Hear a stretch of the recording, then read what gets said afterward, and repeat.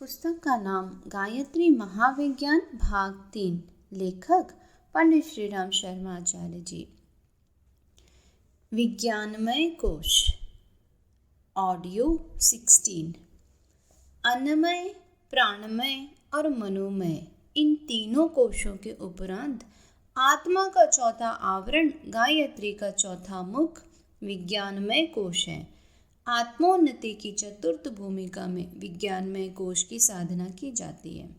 विज्ञान का अर्थ है विशेष ज्ञान।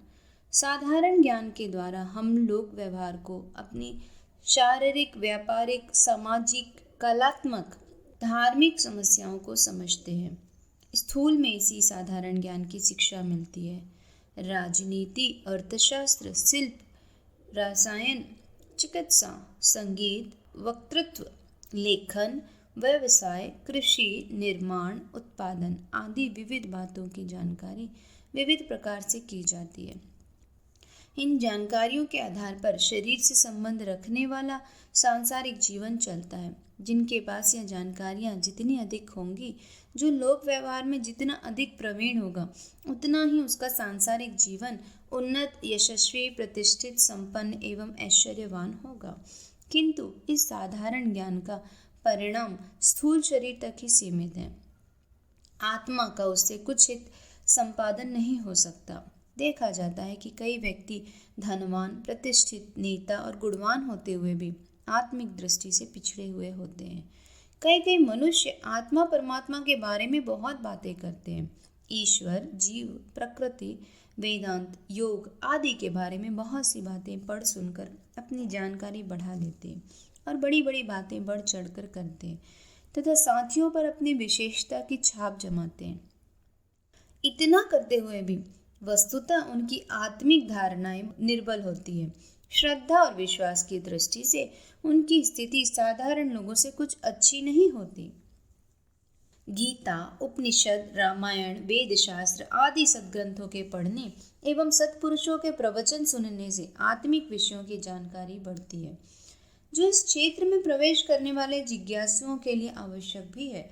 परंतु इन विषयों की जब विस्तृत जानकारी प्राप्त होने पर भी यह आवश्यक नहीं कि उस व्यक्ति को आत्मज्ञान हो ही जाए। इसमें तो संदेह नहीं कि शिक्षा प्राप्त करना, भाषा ज्ञान, शास्त्राध्ययन आदि जीवन के विकास के लिए आवश्यक है और इनके द्वारा आध्यात्मिक प्रगति में भी सहायता मिलती है। प्रत्येक व्यक्ति कबीर, रैदास और तुकाराम की तरह सामान्य प्रेरणा पाकर ही आत्मज्ञानी नहीं बन सकता। पर वर्तमान समय में लोगों ने भौतिक जीवन को बहुत अधिक महत्व दे दिया है। धनोपार्जन को वे इतना सर्वोपरि गुण मानते हैं कि अध्यात्म की ओर उनकी दृष्टि ही नहीं जाती। उल्टा वे उसे अनावश्यक समझने लग जाते हैं। इस पुस्तक के आरंभ में वरुण और भृगु की कथा दी गई है। भृगु पूर्ण विद्वान थे, वेद वेदांतों के पूरे ज्ञाता थे।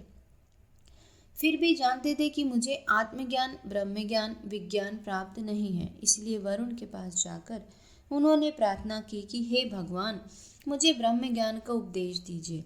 वरुण ने भृगु को कोई पुस्तक नहीं पढ़ाई और ना कोई लंबा चौड़ा प्रवचन ही सुनाया, वरन उन्होंने आदेश दिया कि तप करो। तप करने से एक एक कोश को पार करते हुए क्रमशः उन्होंने ब्रह्म को प्राप्त किया। ऐसी ही अनेक कथाएं हैं। उद्दालक ने श्वेत केतु को, ब्रह्मा ने इंद्र को, अंगिरा ने विवस्वान को इसी प्रकार तप करके ब्रह्म को जानने का आदेश दिया था। ज्ञान का अभिप्राय है जानकारी, विज्ञान का अभिप्राय है श्रद्धा, धारणा, मान्यता, अनुभूति। आत्मविद्या के सभी जिज्ञासु यह जानते हैं कि आत्मा अमर है, शरीर से भिन्न है, ईश्वर का अंश है, सच्चिदानंद स्वरूप है। परंतु इस जानकारी का एक कण भी अनुभूति भूमिका में नहीं होता। स्वयं को तथा दूसरों को मरते देखकर हृदय विचलित हो जाता है। शरीर के लाभ के लिए आत्मा के लाभों की उपेक्षा प्रतिक्षण होती रहती है। दीनता, अभाव, तृष्णा, लालसा हर घड़ी सताती रहती है। तब कैसे कहा जाए कि आत्मा की अमरता, शरीर की भिन्नता तथा ईश्वर के अंश होने की मान्यता पर हमें श्रद्धा है, आस्था, विश्वास है। अपने संबंध में तात्विक मान्यता स्थिर करना और उसका पूर्णतः अनुभव करना, यही विज्ञान का उद्देश्य है। आमतौर से लोग अपने को शरीर मानते हैं। स्थूल शरीर से जैसे कुछ हम हैं, वही उनकी आत्म मान्यता है। जाति, वंश, प्रदेश, संप्रदाय, व्यवसाय, पद, विद्या, धन, आयु, स्थिति, लिंग आदि के आधार पर वह मान्यता बनाई जाती है कि मैं कौन हूँ। यह प्रश्न पूछने पर कि आप कौन हैं, लोग इन्हीं बातों के आधार पर अपना परिचय देते हैं। अपने को समझते भी वे यही हैं। इस मान्यता के आधार पर ही अपने स्वार्थों का निर्धारण होता है।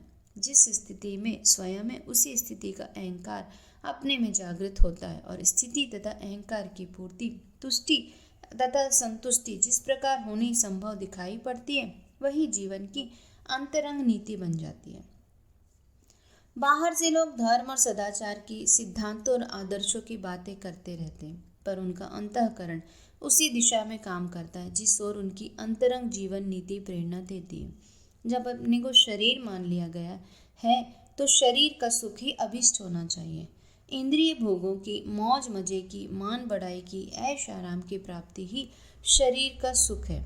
इन सुखों के लिए धन की आवश्यकता है। अस्तु धन को अधिक से अधिक जुटाना और भोग ऐश्वर्य में निमग्न रहना यही प्रधान कार्यक्रम हो जाता है।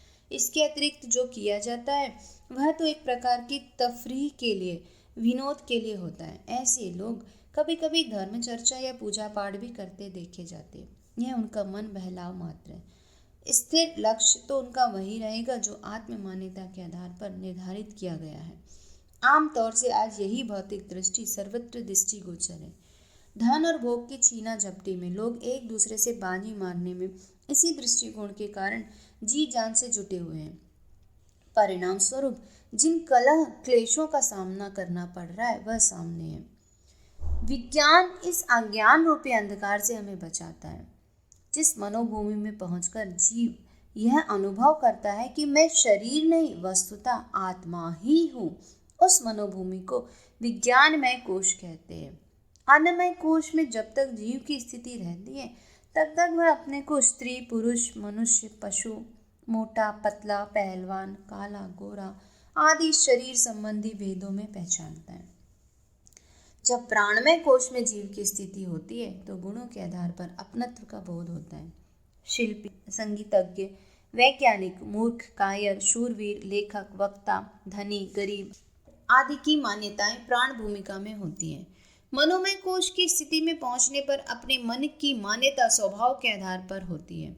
लोभी, दंभी, चोर, उदार, विषयी, संयमी, नास्तिक, आस्तिक, स्वार्थी, परमार्थी, दयालु, निष्ठुर आदि कर्तव्य और धर्म की औचित्य अनौचित्य संबंधी मान्यताएं जब अपने संबंध में बनती हूँ, उन्हीं पर विशेष ध्यान रहता हूँ, तो समझना चाहिए कि जीव मनोमय भूमिका की तीसरी कक्षा में पहुंचा हुआ है। इससे चौथी कक्षा विज्ञान भूमिका है, जिसमें पहुंचकर जीव अपने को यह अनुभव करने लगता है कि मैं शरीर से, गुणों से, स्वभाव से ऊपर हूँ। मैं ईश्वर का राजकुमार, अविनाशी आत्मा हूँ। जीव से अपने को आत्मा कहने वाले असंख्य लोग हैं, उन्हें आत्मज्ञानी नहीं कह सकते। आत्मज्ञानी वह है जो दृढ़ विश्वास और पूर्ण श्रद्धा के साथ अपने भीतर यह अनुभव करता है कि मैं विशुद्ध हूँ, आत्मा के अतिरिक्त और कुछ नहीं। शरीर मेरा वाहन है, प्राण मेरा अस्त्र है, मन मेरा सेवक है। मैं इन सब से ऊपर, इन सब से अलग, इन सब का स्वामी आत्मा हूँ। मेरे स्वार्थ इनसे अलग है। मेरे लाभ और स्थूल शरीर के लाभों में, स्वार्थों में भारी अंतर है। इस अंतर को समझकर जीव अपने लाभ, स्वार्थ, हित और कल्याण के लिए कटिबद्ध होता है, आत्मोन्नति के लिए अग्रसर होता है, तो उसे अपना स्वरूप और भी स्पष्ट दिखाई देने लगता है। विज्ञान में कोश की चतुर्थ भूमिका में पहुंचे हुए जीव का दृष्टिकोण सांसारिक जीवों से भिन्न होता है। गीता में योगी का लक्षण बताया गया है कि जब सब जीव सोते हैं तब योगी जागता है, और सब जीव जब जागते हैं तब योगी सो जाता है। इन अलंकारिक शब्दों में रात को जागने और दिन में सोने का विधान नहीं है, वरन यह बताया गया है कि जिन चीजों के लिए साधारण लोग बेतरफ, इच्छुक, प्यासे, लालित, सतुष्ण और आकांक्षी रहते हैं, योगी का मन इधर से फिर जाता है, क्योंकि वह देखता है कि कामनी और कंचन की माया शरीर को गुदगुदाती है पर आत्मा को ले बैठती है। इससे क्षणिक सुख के लिए स्थिर आनंद का नाश करना उचित नहीं है। जिन धन संतान, कुटुंब, कबीला, शत्रु, मित्र, हानि, लाभ, आगा पीछा, निंदा, स्तुति आदि की समस्याओं में साधारण लोग बेतरह फंसे रहते हैं, ये बातें योगी के लिए अबोध बच्चों की बाल क्रीड़ा से अधिक कुछ भी महत्व की दिखाई नहीं देती। इसलिए वे उनकी ओर से उदास हो जाते हैं। वे इस झमेले को बहुत कम महत्व देते हैं। फलस्वरूप यह समस्याएं उनके लिए अपने आप सुलझ जाती हैं या समाप्त हो जाती हैं। जिन कार्यों में, विचारों में कामी लोग, मायाग्रस्त व्यक्ति अत्यंत मोहग्रस्त होकर चिपके रहते, उनकी ओर से योगी मुंह फेर लेते हैं। इस प्रकार वह वहाँ सोया हुआ माना जाता है जहाँ के अन्य जीव जागते हैं। इसी प्रकार जिन कार्यों की ओर संयम, त्याग, परमार्थ, आत्मलाभ की ओर सांसारिक जीवों का बिल्कुल ध्यान नहीं होता, उनमें योगी दत्त चित्त होकर संलग्न रहता है। इस स्थिति के बारे में ही गीता में कहा गया है कि जब जीव सोते हैं तब योगी जागता है। शरीर यात्रा के लिए प्रायः सभी मनुष्यों को मिलता जुलता कार्यक्रम रखना पड़ता है, पर योगी और भोगी के जीवन तथा रीति में भारी अंतर होता है। प्रायः सभी लोग तड़के नित्य कर्म से निवृत्त होते और भोजन करके काम में लगते। शाम तक जो श्रम करना पड़ता है उसमें से अधिकांश समय अन्न, वस्त्र, जीवन, आश्रितों की व्यवस्था में लग जाता है। शाम को फिर नित्य कर्म, भोजन और रात को सो जाना। इस दूरी पर सबका जीवन घूमता है, परंतु अंतः स्थिति में जमीन आसमान का भेद है। एक मनुष्य अपने शरीर सुख के लिए धन और भोग इकट्ठे करने की योजना सामने रखकर अपने हर विचार और कार्य को करता है, जबकि दूसरा अपने को आत्मा समझकर आत्म कल्याण की नीति पर चलता है। तो ये विभिन्न दृष्टिकोण ही एक के कामों को पुण्य एवं यज्ञ बना देते और दूसरे के काम पाप एवं बंधन बन जाते हैं। आत्मज्ञान, आत्म साक्षात्कार, आत्म लाभ, आत्म प्राप्ति, आत्म दर्शन, आत्म कल्याण को जीवन लक्ष्य माना गया है। यह लक्ष्य तभी पूरा होता है जब हमारी अंतः चेतना अपने बारे में पूर्ण श्रद्धा और विश्वास भावना के साथ यह अनुभव करे कि मैं वस्तुतः पर ब्रह्म परमात्मा का अविच्छिन्न अंश, अविनाशी आत्मा हूँ। इस भावना की पूर्णता, परिपक्वता एवं सफलता का नाम ही आत्म साक्षात्कार है। आत्म साक्षात्कार की 4 साधनाएं नीचे दी जाती हैं। सोहम साधना, आत्मानुभूति, स्वर संयम, ग्रंथि भेद, यह चारों ही विज्ञानमय कोश को प्रबुद्ध करने वाली है। सोहम साधना, अजपा जाप।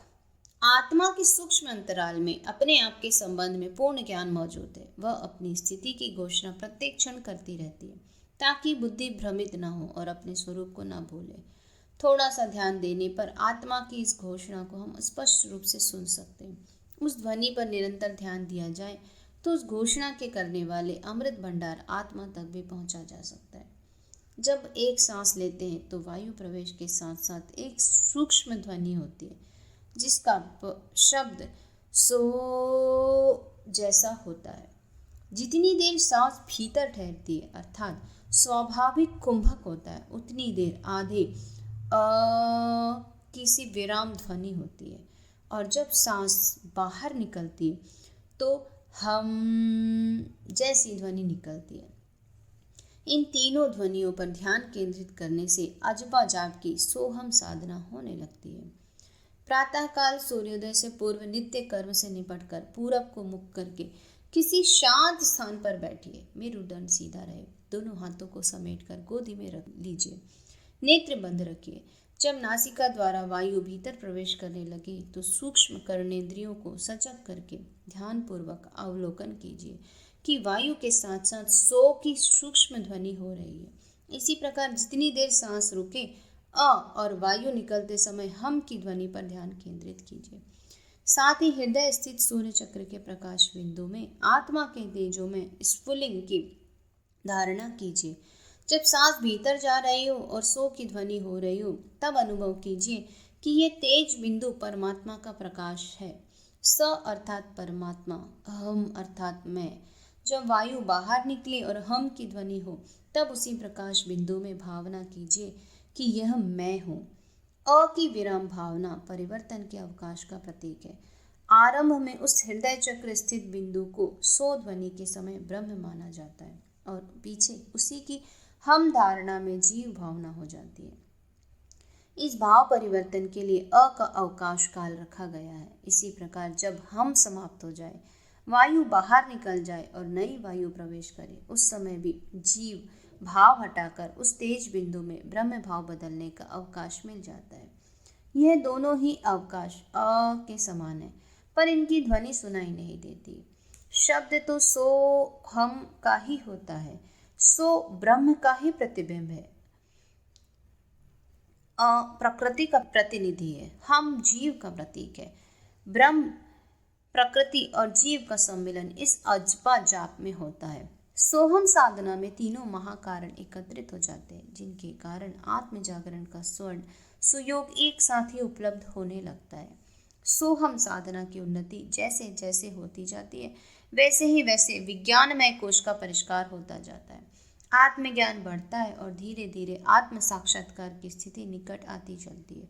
आगे चलकर सांस पर ध्यान जमाना छूट जाता है और केवल मात्र हृदय स्थित सूर्य चक्र में विशुद्ध ब्रह्म तेज के ही दर्शन होते हैं। उस समय समाधि की सी अवस्था हो जाती है। हंस योग की परिपक्वता से साधक ब्राह्मी स्थिति का अधिकारी हो जाता है। स्वामी विवेकानंद जी ने विज्ञानमय कोश की साधना के लिए आत्मानुभूति की विधि बताई। उनके अमेरिकन शिष्य रामाचरक ने इस विधि को मेंटल डेवलपमेंट नामक पुस्तक में विस्तार पूर्वक लिखा है।